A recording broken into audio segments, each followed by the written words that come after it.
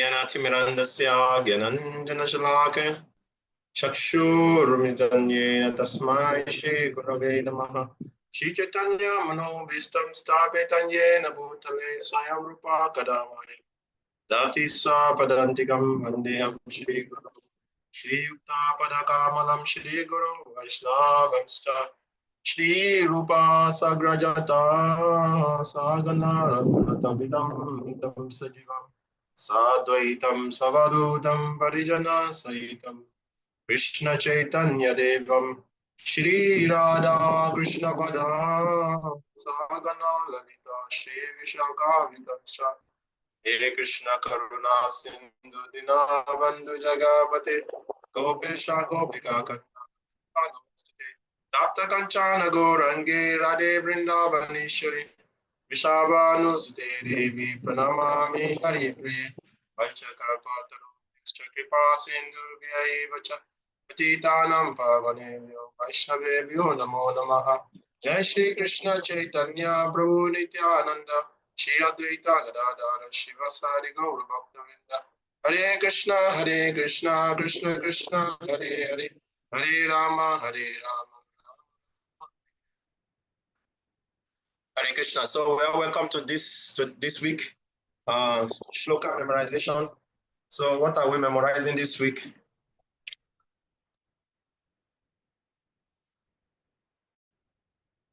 Let's start. Shlokas. Prabhu is still the same, right? 10.3 and 10.7.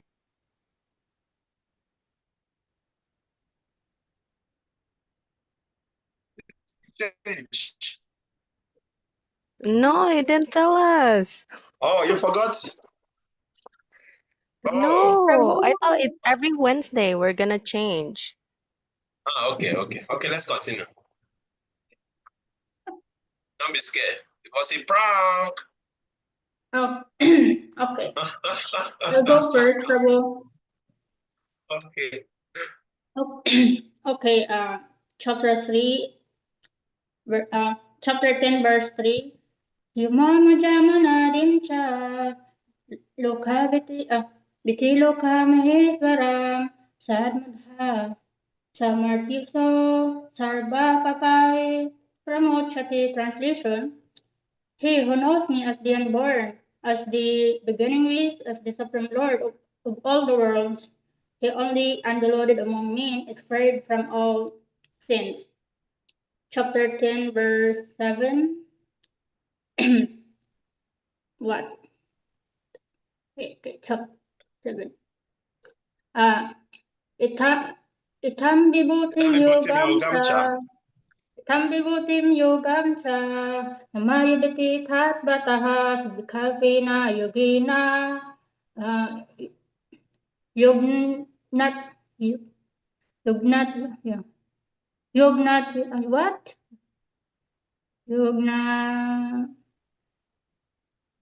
Yognatya Natra Samsaya. Translation: One who is I'm not going to talk this week. One who is properly convinced of this opulence in mystic power of mind engages in unalloyed devotional service. Of this, there is no doubt. Hare Krishna. Hare Krishna. No helping this week. You have to say yourself. Okay, next. Okay, I'll go next, Prabhu. Chapter 10, verse 3. Yes, please, brother. Yomam ajam anadim cha vite loka maheshwaram asamuda samartyeshu sarva papai pramuchate. Translation: He who knows me as the unborn, as the beginningless, as the supreme Lord of all the worlds, he only, undiluted among men, is freed from all sins. Chapter 10, verse 7. Itam vibhotim yogam cha mamavete. No. Tatpataha. Subhikapena yogena. Yujatena trasamshayaha. Translation. One who ahead. is factually convinced of this opulence and mystic power of mind engages in unalloyed devotional service. Of this there is no doubt. Hare Krishna. Hare Krishna. No more helping. Already slap yourself. Thank you. I'll go next, Prabhu. Yes, please. यो मामजम् अनादिं च एत्ति लोकमहेश्वरम् असमृढसामत्येषु सर्वपापैः प्रमुच्यते. Translation: He who knows me as unborn, as the beginningless, as the supreme lord of all the world, he only undiluted among all the men, is freed from all the sins. 10.7 Etam vibhutim yogam cha mama yo vetti tatpatah sovaikalpena yogena yujyate natra samsayaha. Translation: One who is factually convinced in this opulence and mystic power of mind is unalloyed in this devotional service. Of this there is no doubt. Hare Krishna. Hare Krishna. Next. We have 2 minutes more. I'll recite, Prabhuji. Please go ahead, Mata. 10.3 Yo mamajamanadim cha veti loka maheshwaram asamura samartyeshu yujyate natra samshaya. Translation: He who knows me as the unborn, beginningless, the supreme lord of all the worlds, he only, undiluted among the men, is freed from all the sins. 10.7 Okay. Etvam vibhutim yogam cha mama yo veti tatvata suvikalpena yogena yujyate natra samshaya. Okay. You are laughing because you realize your mistake. Oh, good. Yes, I was thinking about it, but I was not sure. Okay. Translation: One who is factually convinced with of this opulence and mystic power of mine engages in unalloyed devotional service. Of this there is no doubt. Hare Krishna. Hare Krishna. Next. I'll go next, Prabhu. Okay. Yes, please, Chapter Madam. 10, text 3. Yomama jamanadim cha veti lokamaheshwaram samudha samartyashu sarvapapai pramochite. Translation: He who knows me as the unborn, as the beginningless, as the supreme lord of all the worlds, he only, undiluted among men, is freed from all sins. Chapter 10, text 7. Etam vivatim yogam cha mamaya vedetatvatah sovikalpena yogena yujate natra samshayaha. Translation: One who is factually convinced of this opulence and mystic power of mind engages in unalloyed devotional service. Of this there is no doubt. Hare Krishna. Hare Krishna. Next. I'll go next, Prabhuji. 10.3 Etam yo ajam anadim shaveti lokam maheshwara asam budhar samartya so sarva papai pramuchate. Translations: He who knows me as the unborn, as the beginningless, as the supreme lord of all the worlds, he only undiluted and freed from all sins.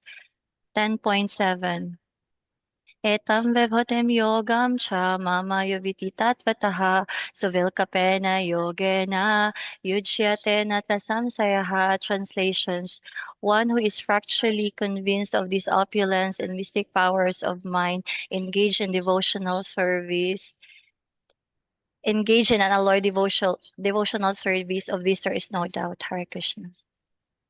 Thank you. Next. Nobody? Finish? Just me. I can try, but I didn't practice, Prabhu. Prabhu, yeah. Yeah, I didn't practice, but No. anyway, I will try to remember No, you don't something. need to tell us that you did practice. If you want to try, try. Okay. If you have not practiced, means that if you don't know it, it's your own. We will mark you based on that. Try. Okay, I try one of them, okay? Okay, I try the 10-3. Okay, try. Wait, am I on? Yeah, you can hear me. Okay. Okay. Yo mam ajam anadim cha. No? Anadim cha? Nadim cha veti loka maheshwaram samuda samarteshu sarvapapa pramuchate. Okay. And so it means your mom. So your mom, he who knows me as Ajam, beginningless, Anadim, and Anadim means as nothing more. Sorry, Ajam, unborn. He knows me as the unborn. Beginners, And Ajam is Adim someone. yeah, and then Anadim means as beginningless. Yes, and then Vitiloka as Maheshwara, the Lord of all the Niviti planets. Lokameshwaram, Lord of all planets, and Samuda he Samarteshu. was undiluted among other beings who are destined to death. He is freed from all sin. Sarva Papa Pramuchite, yeah. Sarva Papa Pramuchite. Okay, so okay, next. Someone want to Sorry. try? So it's hard to do on Okay. Tomorrow, no excuse. Okay. Tomorrow, no excuse. Yeah, it's good to practice these shlokas. They are very, very purifying. Especially the 10, 3 and 7. Meganand Mataji, you are not practicing. Hare Krishna Prabhuji. Where's Meganand Mataji? Hare Krishna Prabhuji. You don't want to practice. Even one I will be shloka. practicing from today onwards, Prabhuji. Sorry for. No, it's okay. I just so that it will be as if maybe when we don't care that you are not practicing. So I just let me remind you. Okay, Prabhuji. I understand. Due to some things, I was not. From tomorrow, from No, I today onwards, understand. I will be doing, Prabhuji. I understand. It's okay. So tomorrow. So you're promising tomorrow? Yes, Prabhuji. I will be recite tomorrow. Okay, good. Hare Krishna. Okay, so Hare let's Krishna. continue. When did we stop? Madaniki. Prabhu, we stopped at verse 7. Okay. Give You us want me some to? revision. You are our Okay, revision teacher. Okay, so we were saying that that is why Krishna took his time in the previous verses to explain to Arjuna about his vibhutim, his opulences, his greatness. Because if we do not know about his greatness, then we won't appreciate Krishna. And we were saying that if you are convinced of Krishna's opulence and mystic power, then you'll engage in unalloyed devotional service to him. Because now you have faith in Krishna. There's nothing stopping you from surrendering to him. If you're not surrendering to Krishna, then your faith is not complete. Okay? In the purport, we read that the highest summit of spiritual perfection is knowledge of the Supreme Personality of Godhead.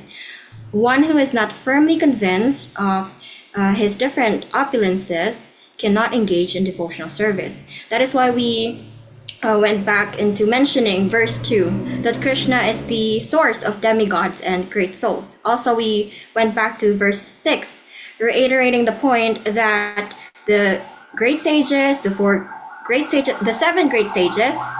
See, another ambulance. I think a lot of people are dying in our town. What is happening? Okay, going back to the point. 10.6, the point there is that the seven great sages and the four great sages before them, as well as the Manus, the progenitors of humankind, are born from the Supreme Lord Krishna. Okay, what else? So again, the last point of the purport is that by knowing Krishna's greatness, one will be able to be fixed in sincere devotional service. Now, we had a story, Prabhu. You told us the story of Bali Maharaj and Lord Vamana Dev, right? That Lord Vamana Dev, in his incarnation as a dwarf, he came to this. Yeah, it was a, what do you call that thing? The place? The fire Arena? Jagia. The arena? Jagia Arena. Yeah, the fire Yeah, sacrifice yeah. arena. Yes.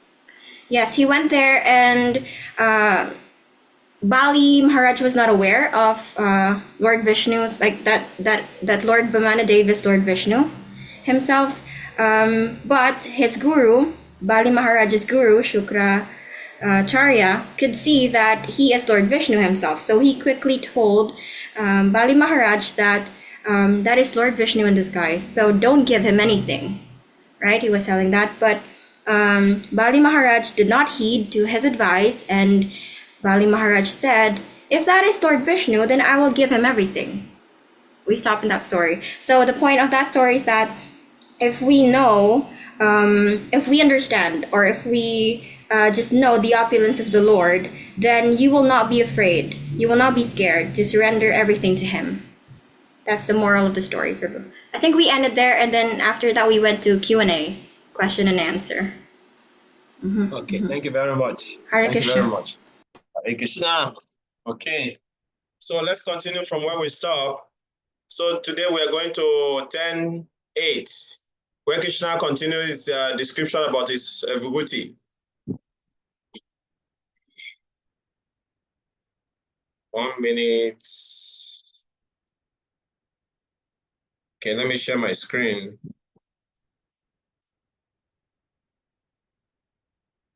So from Wednesday, we're going to be memorizing 10, 8, and 10.8. Let me give you one by one. One shloka for 2 days. 10.8 from Wednesday. Now take notes. I remember I was saying 10.8, but because I didn't record it down, but I've not checked the video, but since there's no evidence that I say we should memorize 10.8, so since there's no evidence, no argument. If you want to win an argument, you have to have evidence.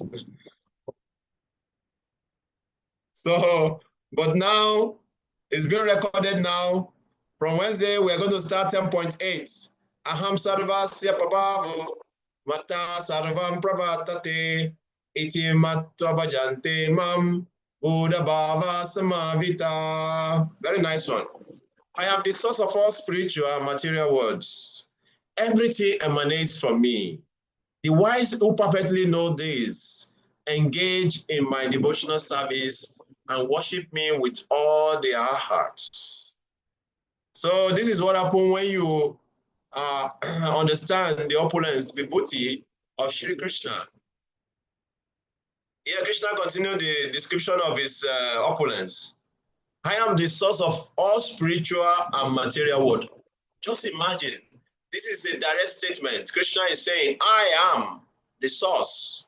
I've not seen anywhere in any other scriptures where God is speaking like this, only in Bhagavad Gita. In other scriptures, somebody may be talking about God and say, God says this, God says that. But here, only here, Krishna is directly saying, I am the source of all spiritual and material worlds. Everything emanates from me.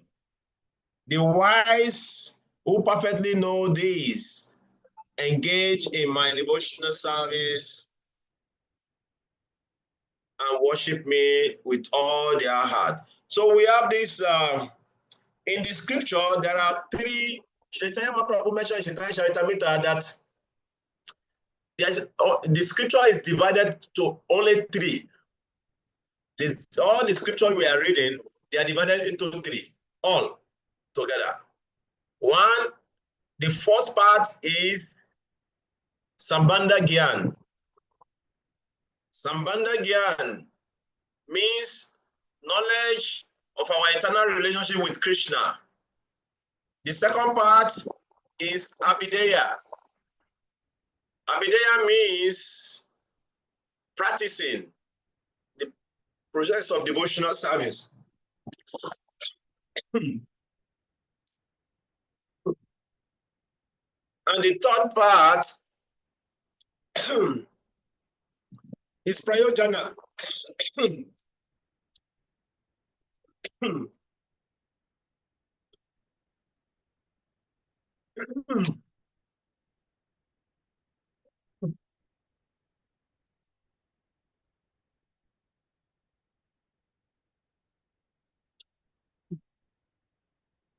So I'm going to explain these three different aspects of the Vedas.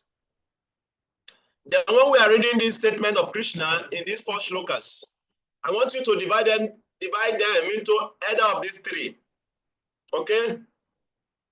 We have Sambandha Gyan. Sambandha Gyan means knowledge of our internal relationship with Krishna. This is divided into 7. We have 7, that is the Vedas, is the source of all knowledge. And another point, one is knowledge of our internal relationship with Krishna, knowledge of living entity in the conditioned state, knowledge of the living entity in the liberated state, knowledge of devotional service, knowledge of God, and the knowledge of this cosmic manifestation. There are about 7 of them. Srila Bhakti Thakur mentioned in his book, Shishitaya Shishamrita. So he explained this. So these 7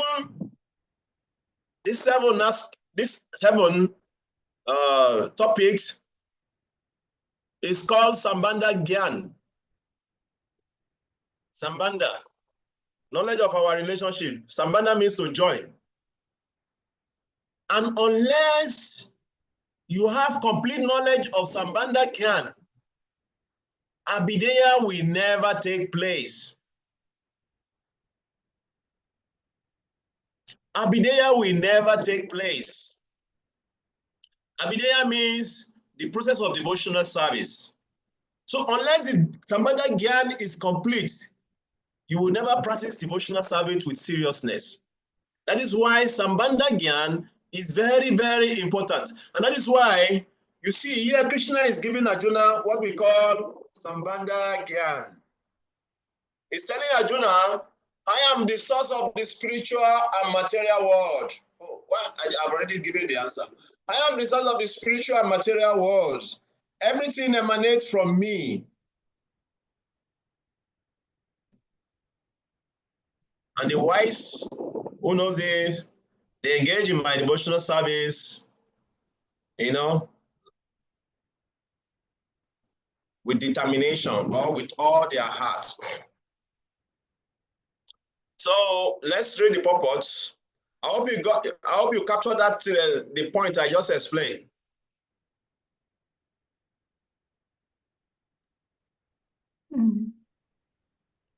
Did we get that point? Yes, Prabhu. Okay, Yes. so let's read the purport. I'll read it, Prabhu. Yes, ma'am. Please go ahead, Matan. A learned scholar who has studied the Vedas perfectly and has information from authorities like Lord Chaitanya and who knows how to apply these teachings can understand that Krishna is the origin of everything in both the material and spiritual worlds. And because he knows this perfectly, he becomes firmly fixed in the devotional service of the Supreme Lord. He can never be deviated by any amount of nonsensical commentaries or by fools. All Vedic literature agrees that Krishna is the source of Brahma, Shiva, and all other demigods. In the Atharva Veda, Gopala Tapani Upanishad 1.24 it is said, Yo Brahmanam Vidhati Purvam, Yo Vai Vedham Cha Gabhayati Sma Krishna. It was Krishna who is in the beginning instructed Brahma in Vedic knowledge and who disseminated Vedic knowledge in the past. Then again the Narayana Upanishad 1 says, Atapurusho ha vai Narayano kamayata prajas shriyati. Then the Supreme Personality Narayana desired to create living entities. The Upanishad continues, Narayana Brahma Jayate, Narayana Prajapita Prajayate, Narayana Indro Jayate, Narayana Asta Vasavo जयन्ते Narayan एकादश रुद्र जयन्ते नारायण द्वादश जयन्ते. From Narayana, Brahma is born, and from Narayana, the patriarchs are also born. From Narayana, Indra is born. From Narayana, the 8 Vasus are born. From Narayana, the 11 Rudras are born. From Narayana, the 12 Adityas are born. This Narayana is an expansion of Krishna. It is said in same Vedas, Brahmanyo Devaki Putra, the son of Devaki Krishna, is the Supreme Personality. Narayana Upanishad 4. Then it is said, Eko by Narayana Asinna Brahma Nesano Napo Nagni Somau Neme Vayaprititi Na Nakshatrani Na Surya. In the beginning of the creation, there was only the Supreme Personality Narayana. There was no Brahma, no Shiva, no water, no fire, no moon, no heaven and earth, no stars in the sky, no sun. Maha Upanishad 1.2. In the Maha Upanishad, it is also said that Lord Shiva was born from the forehead of the Supreme Lord. Thus, the Veda says that it is the Supreme Lord, the creator of Brahma and Shiva, who is to be worshipped. In Moksha Dharma section of the Mahabharata, Krishna also says, Prajapatim charudram chape aham eva jami vai tauhi mam na vijantito mama maya vimohito. The patriarchs Shiva and other created by me, true, they do not know that they are created by me because they are diluted by my illusory energy. In the Varaha Purana, it is also said, Narayana Paro Devas Tasmaj Jatas Chaturmukha Tasmad Rudro Bhavad Deva Sacha Sarva Gnatham Gata. Narayana is the Supreme Personality of Godhead, and from him Brahma was born, from who Shiva was born. Lord Krishna is the source of all generation, and he is called the most efficient cause of everything. He says, because everything is born of me, I am the original source of all. Everything is under me, no one is above me. There is no supreme controller other than Krishna. One who understands Krishna is such a way from bona fide spiritual master with references from Vedic literature, engages all his energy in Krishna consciousness and becomes a truly learned man. In comparison to him, all others who do not know Krishna properly are but fools. Only a fool would consider Krishna to be an ordinary man. A Krishna conscious person should not be bewildered by fools. He should avoid all unauthorized commentaries and interpretations on Bhagavad Gita and proceed in Krishna consciousness with determination and firmness. Hare Krishna. Krishna, very, you see how Papa took his time to give so much scriptural references to establish the position of Krishna. So we're not going just go to read through and just fly away. So I'm going to give assignment. So we're going to study chapter 10, text 8, text 9, text 10, and 11. So we're going to study these 4 texts. And I want a presentation on them tomorrow. And we're going to pick the best presentation. Are you getting me?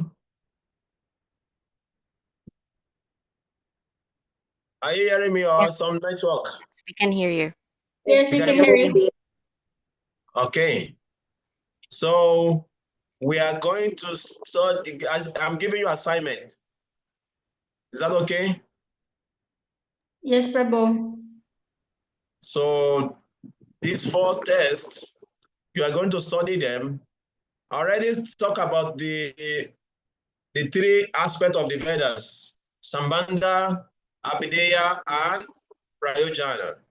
So along with Srila Prabhupada's purport, you are going to divide these 3, the 4 shlokas into where they belong, whether they belong to Sambandha, whether they belong to Abhideya or Prayojana. This assignment we are going to do from, we're going to submit tomorrow. Is that okay? Yes. Okay. So tomorrow we're going to give presentation. It's not much, just 4 tests. So I want to see the best presentation and who will give the best presentation for the 4 verses. Okay. So that is it. Let's continue. I don't want us to rush it. I want you to go through them again and make some presentation on them. So let's go to test 11. We'll come back to this again tomorrow when you have done your presentation.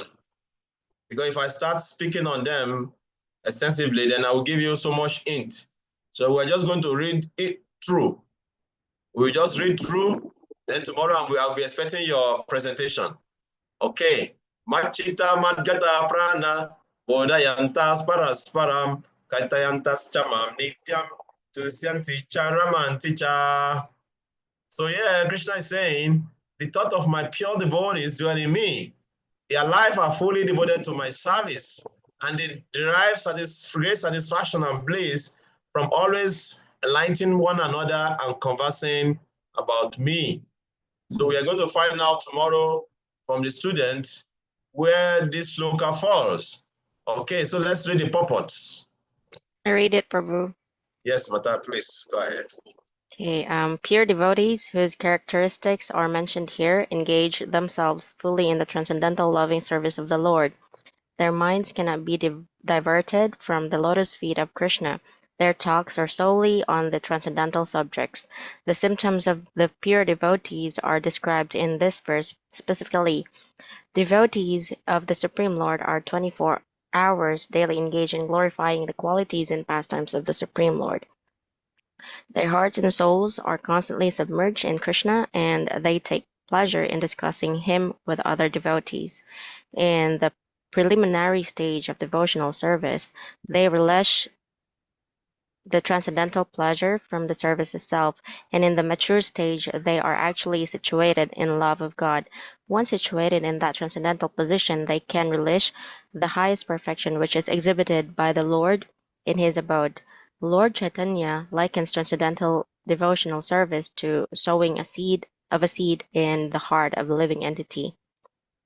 There are innumerable something pop up. There are innumerable living entities traveling throughout the different planets of the universe, and out of them there are a few who are fortunate enough to meet a pure devotee and get the chance to understand devotional service. This devotional service is just like a seed, and if it is sown in the heart of a living entity, and if he goes on hearing and chanting Hare Krishna, Krishna Krishna, Hare Hare, Hare Rama, Rama Rama, Hare Hare, that seed fructifies just as the seed of a tree fructifies with regular watering.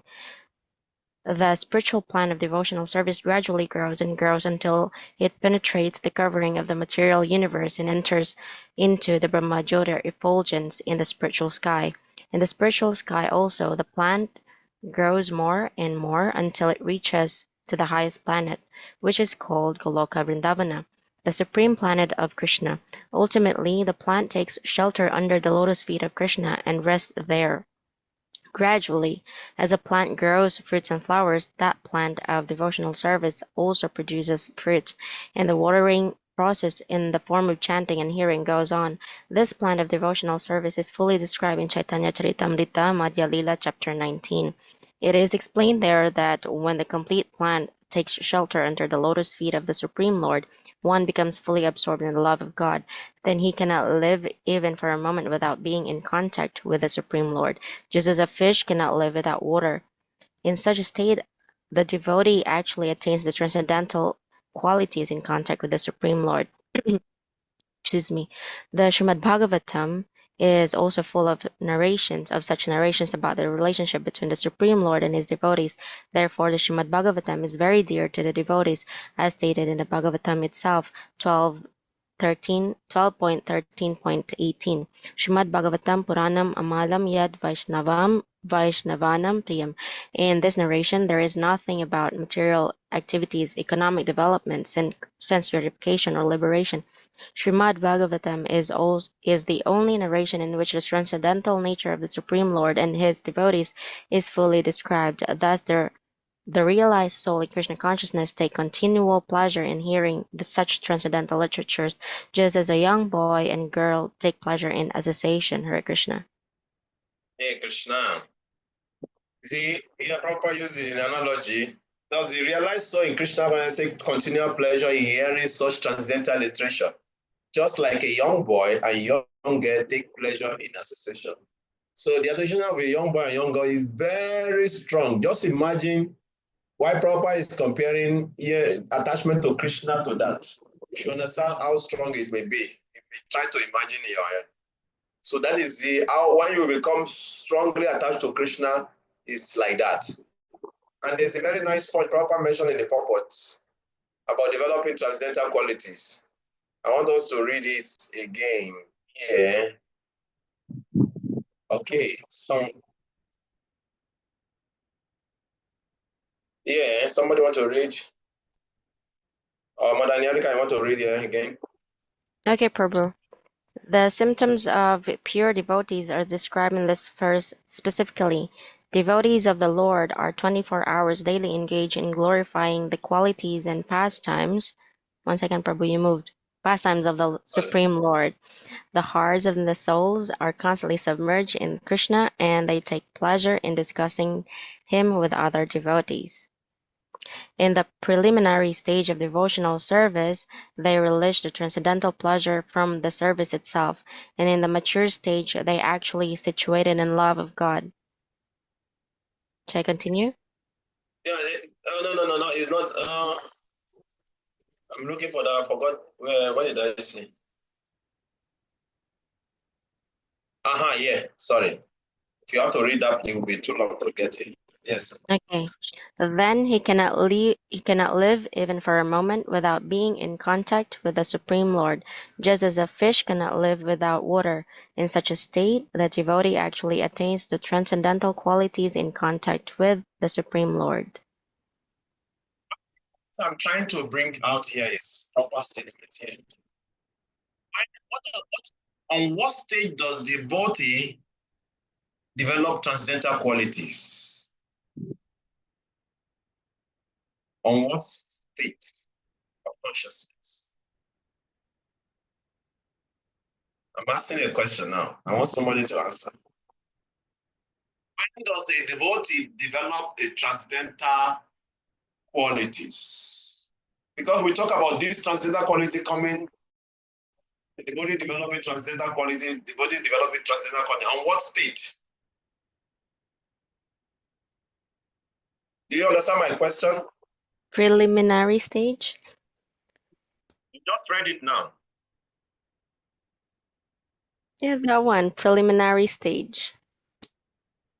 Huh? You just read it now.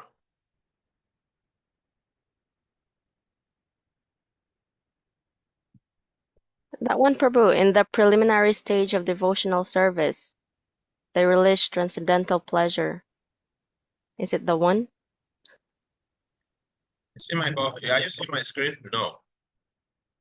No, we cannot see it. He cannot live even for a moment without being in contact with the Supreme Lord. Just as a fish cannot live without water. In such a state, devotee actually attain transcendental quality in contact with the Supreme Lord. Do you understand that sentence?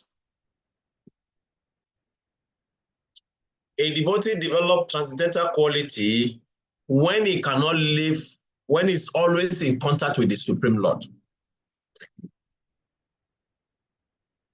So we talk about developing transcendental qualities. I'm just trying to bring the point to our notice where what Prabhupada is saying here. That transcendental quality can be developed when we are in that state of consciousness, when we cannot live without the Lord. You get the point?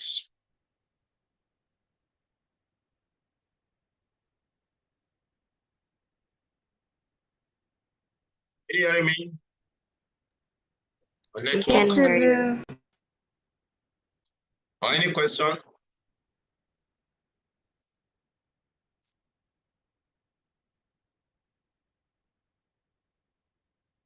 Prabhu, can you please explain it further? Okay. So what I'm trying to say is that when we are studying the Srimad Bhagavad Gita, we have been reading about all these wonderful qualities mentioned in the Gita by Krishna.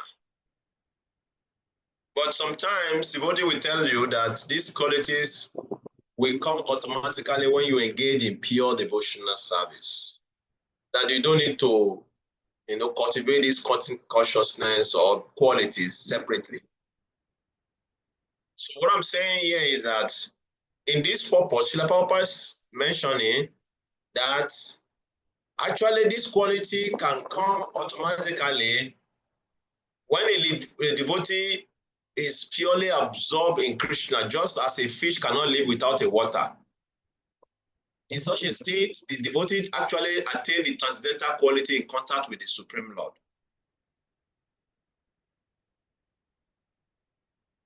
Are you getting the point? So when we become fully Krishna conscious, that is when those transcendental qualities we are talking about automatically develop in a devotee. Not before. Before that, we have to cultivate them on our own along with our devotional practices. But when you have become purely absorbed in Krishna, become fully 24 hours fully Krishna conscious. Papa gave a very nice analogy. Just like a fish cannot live without a water.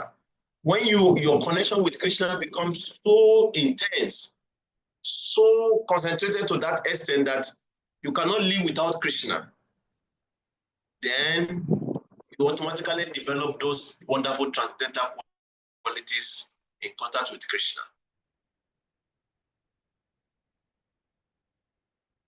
So that is the point I'm trying to emphasize here, that some of those qualities we are reading in the scripture, we have to cultivate them on our own if we are not on the pure devotional service platform. That's what I'm trying to say. But if we are on the pure platform of devotional service, we don't need to make any effort to cultivate them on our own. Just like in chapter 12, Krishna mentioning how you become dear to me if you have this quality, if you have that quality, you become dear to me.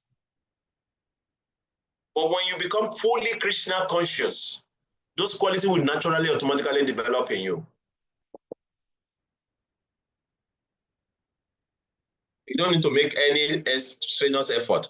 So here, Krishna is describing how devotees, they are constantly engaging in chanting his glory. Mam chita mad gada pranas boyana bodayantas params param katayantas chamam nitiam tusian chichar amanticha. The devotees, they derive great satisfaction and bliss, always talking about Krishna, becoming absorbed in Krishna. That is how they develop pleasure, happiness.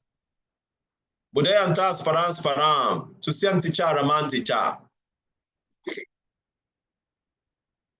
Then the next verse continues to explain about how by engaging in pure devotional service, as mentioned here, then Krishna will directly guide us from within. So let's read it.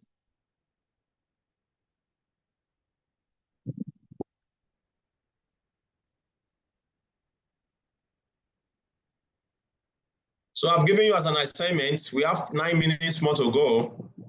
So I will be expecting the presentation tomorrow. This is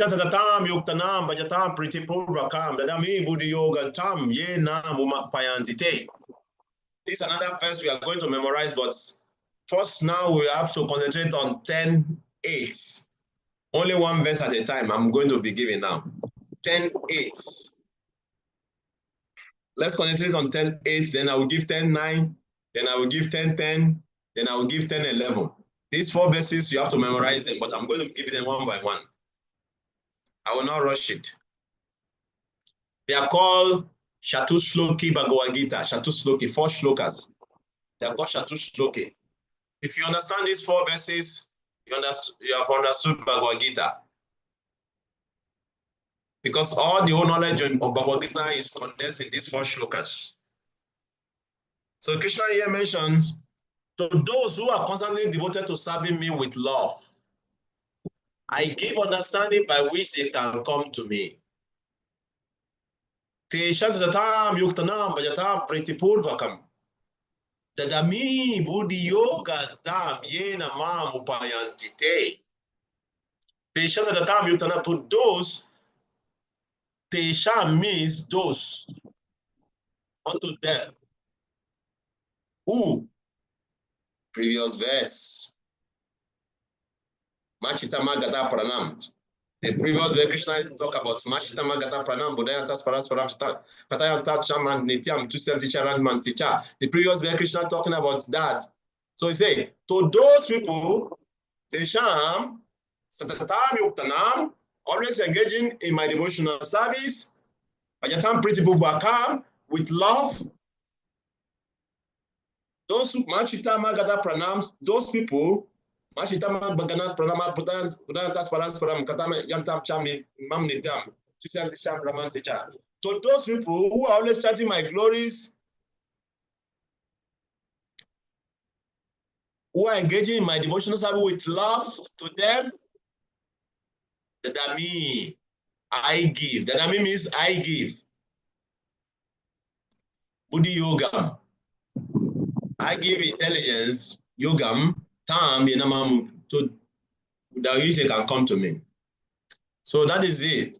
So here Krishna is saying, when you are sincerely engaging in devotional service, it will surely guide you to reach him, to attain him. So we should not worry about, oh, will I go to God? If I have faith in God, if I surrender to God, don't worry. Krishna will surely bring you to him because he has given his promise here. The only thing you need to do is to engage in loving devotional service to Krishna. And Srila Prabhupada is going to explain that in the purport here. So let's continue. Prabhu. We have 6 minutes more. Yes. Okay.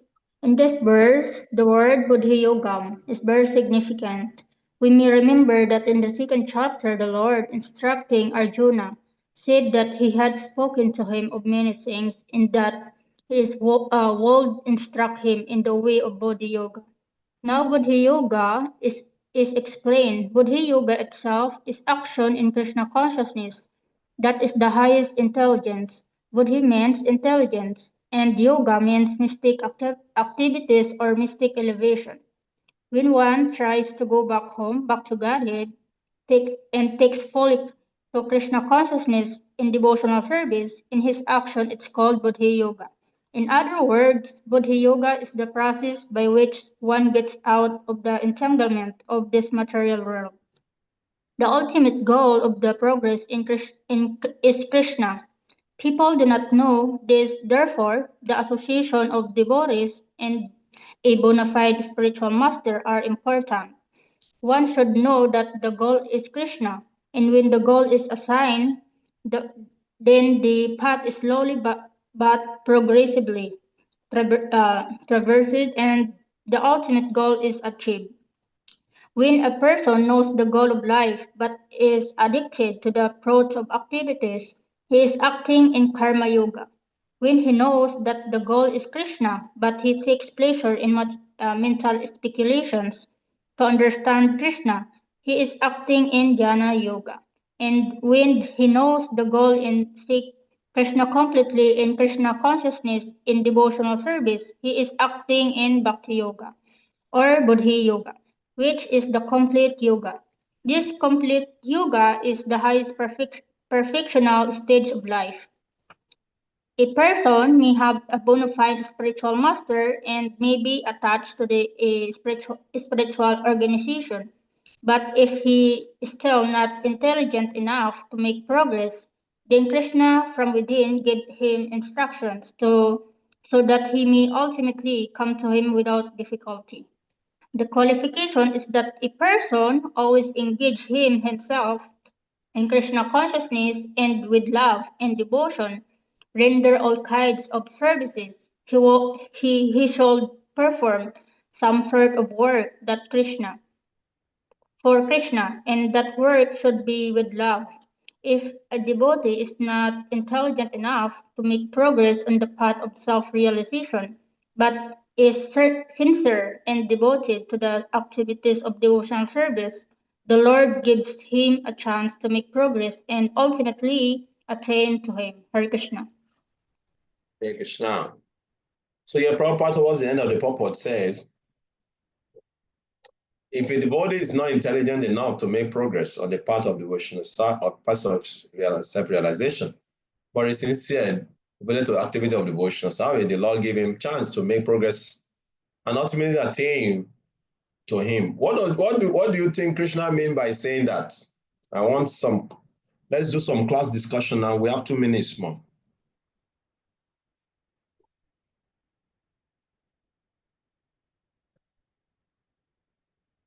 What does Krishna mean by saying that?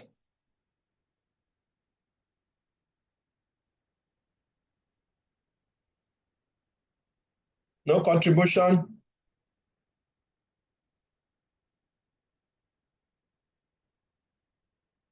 Prabhu, can you repeat it one more time? If a devotee is not intelligent enough to make progress on the path of devotion of self-realization, but is sincere and devoted to activity of devotional service, then the Lord give him a chance to make progress. In what situation you think that a devotee a devotee is not intelligent enough to make progress, but is sincere? What do you think? What does that mean? What do you think Prabhupada is referring to here? In what situation is that?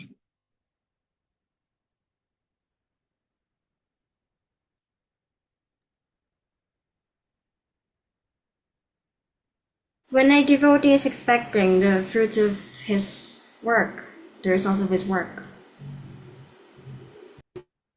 Very nice. Continue.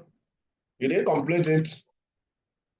Yes, well, because we were discussing here that there are different kinds of like devotion to Krishna. You can engage in Buddha yoga, but there are some devotees who are acting in karma yoga, meaning that they are awaiting for the fruitive results of their work.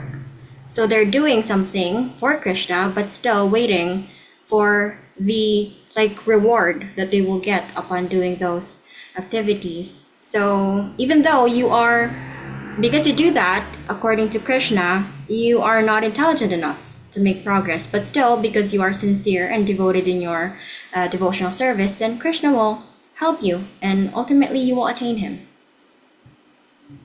Thank you. That is a very Hare nice Krishna. one. Any other contribution to what she has said? Very nice. Very nice understanding. Okay. Any other comments, question?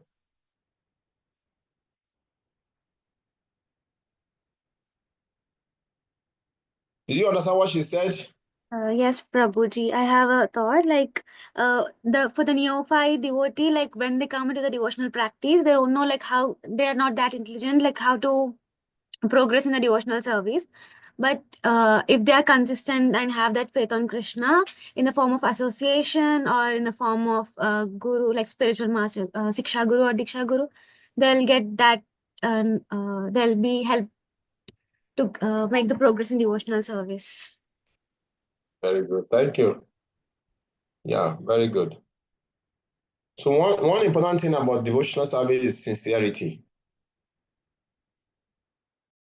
When we are sincere, Krishna will help us. So when we say sincerity, what does that mean? And when we say sincerity, what does that mean? Let us just say that in 2 minutes. What does it mean to be a sincere devotee? Yeah. It means that you're actually putting out your heart to what you do, and you're being like truly like your love for Krishna is making you do all of those kind of things. So that is like sincere. Actually, this verse Prabhu reminded me of 9:26. It didn't ask much. It just asked Sri Krishna just asked like to offer him fruits, water, leaf with love and devotion.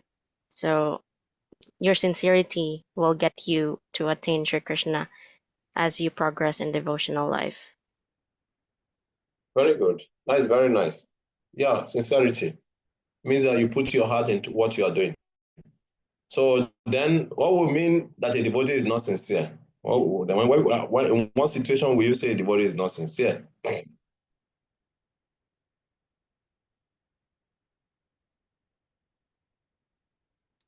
being pretentious. Yeah, pretentious. When you say devotee is pretending, what does that mean? It's like the devotee is just putting a facade to everyone and just like showing like, oh, he or she is very sincere to what she's doing, but deep inside she's not, or he's not actually feeling that kind of love towards Krishna. It's just a put up show. Like that. Performative. Yeah.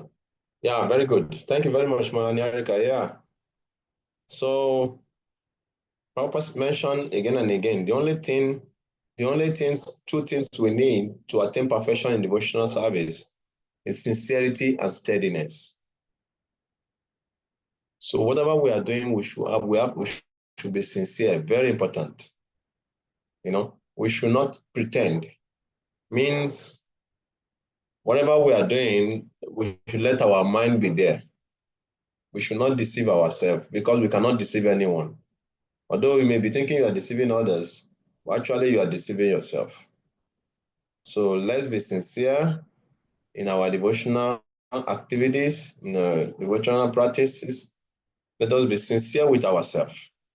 Means that if I'm chanting, I'm not there in your mind. You know your mind, what you are thinking. Even though you think that nobody is seeing your mind and you are chanting Krishna, Krishna, Krishna, but you are thinking something else. You know? I don't know what you are thinking about. Then Krishna knows your mind. Krishna knows your heart. You see? So if we are chanting Krishna, we should think Krishna. That is sincerity. See, if you are chanting Krishna, you should think about Krishna. If you are worshiping, if you are doing puja to Krishna, you should think of Krishna.